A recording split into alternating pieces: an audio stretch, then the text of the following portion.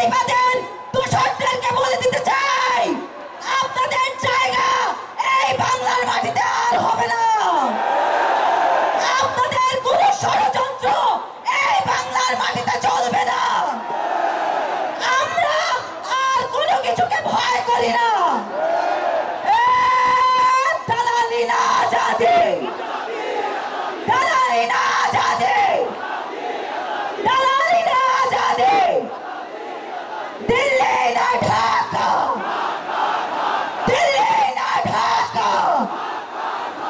পরিষ্কারভাবে বলতে চাই, আমার ভাইদের যারা খুন করেছে, আমার ভাইদের যারা হত্যা করেছে, আমার ভাইদের যারা শহীদ করেছে, তাদের চুল পরিমাণ ছাড়তে হবে না।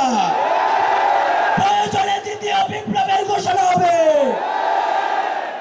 বিপ্লবী সহযোদ্ধা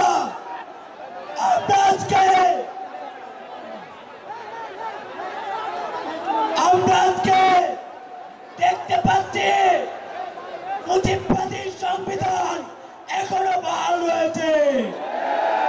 সেই সংবিধান বাংলাদেশের নাগরিকের অধিকার দিতে পারে নাই। সেই সংবিধান দাড়ি টুপিওয়ালাদেরকে অধিকার দিতে পারে নাই। সেই সংবিধান আলেমদেরকে চৌকি বানিয়েছে। সেই সংবিধান বাংলাদেশে থাকতে পারে না। আমরা পরিষ্কারভাবে বলতে চাই, এই বাংলাদেশের ছাত্র জনতা কখনো বুলেটে ভয় পায় নাই। সেই বাংলাদেশ বুলেটে ভয় পায় নাই, সেই বাংলাদেশকে ষড়যন্ত্র দিয়ে রুখে দিতে পারবে না, আমাদেরকে দবাই দিতে পারবে না। পরিষ্কারভাবে বলতে চাই, আমরা যখন ঘর ছেড়েছিলাম, আমরা যখন বলেছিলাম আমরা নাও ফিরতে পারি, আমাদের ফেরার আর কোনো ইচ্ছে নাই। কিন্তু এই বাংলার জমিনে ফ্যাসিবাদের কবর রচনা করে দেব ইনশাআল্লাহ।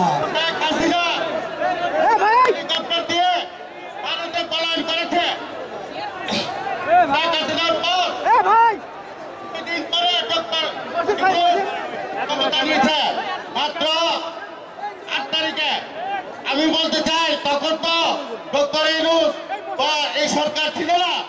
22-এ ভারতে পলায়ন করেছে। 8 তারিখের পরে 2 মাস 3 মাস পর, 2 মাস 3 মাস পর দেখা যায় আওয়ামী লীগের সেক্রেটারি উপায়দুল কাদের 3 মাস পর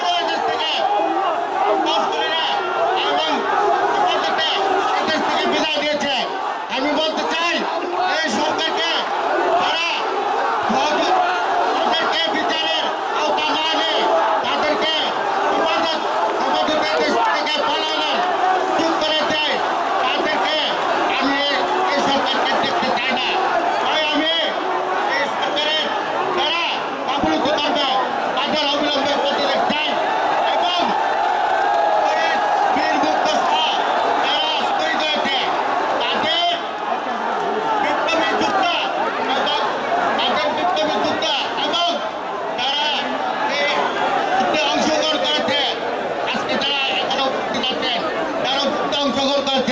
তারা সহ যারা আহত হয়েছে সবাইকে আমি একটি দাবি জানাবো, বিপ্লবী যুদ্ধ হিসেবে স্বীকৃতি দেওয়ার জন্য।